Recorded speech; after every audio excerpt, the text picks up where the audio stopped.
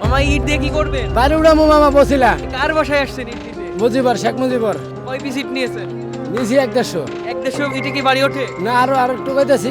ওই যে শেখ হাসিনার দেশে টাকা লুট করলো, আমরা জনগণের টাকা লুট করলো, আর অর্থ সম্পদ করলো, এই আমরা টাকা আমরা নিতেছি লুট করি। আপনাদের টাকা আপনারা লুট করে আমরা নিতেছি। মামা আসসালামু আলাইকুম, কেমন আছেন?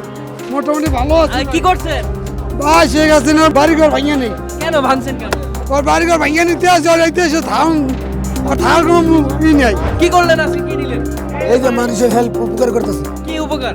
এই যে ওনারা নিয়ে যেতে করতেছে। ফেলে দিচ্ছে নাকি আপনি নিচ্ছেন? এই তো একই রকম। একই রকম নাকি? কি নিলেন? এটা কি বলুন? যে তার জিআই তার এই দাম কেমন? 45 টাকা কেজি। 45 টাকা কেজি। মামা কতক্ষণ ধরে করছেন? আগাইতে 10 টাকা লাগছে এই করছেন, কেউ কিছু বলছে না? না বলছে মানে ফুলা বানাইতে আমরা দিছি না আর বলতে যে আমরা পাবলিকের টাকা, এটা জনগণের টাকা, জনগণের নিছি। জনগণের টাকা। হ্যাঁ জনগণের নিছি। কখন এসছেন? আইসি এই যে দুপুরবেলা। আচ্ছা আচ্ছা, তা এখানে ইট নিচ্ছেন, কেউ কিছু বলছে না? না না, সবাই করতেছে নিয়ে যান, কারা বলছে? সবাই পাবলিক। আচ্ছা আচ্ছা। তাই আপনি, অন্যরা দেখছি লোহা কুড়াচ্ছে, আপনি কেন আমার নিচ্ছেন? তো লোহার দরকার নেই, আমার ইটা দরকার। আরে মামা জট্টু করে। চট্টকোটে? হ্যাঁ। এই যে 1-150 পিস দিয়ে তো বাড়ি হওয়া সম্ভব না। এই যে আরো টোকাইতেছি।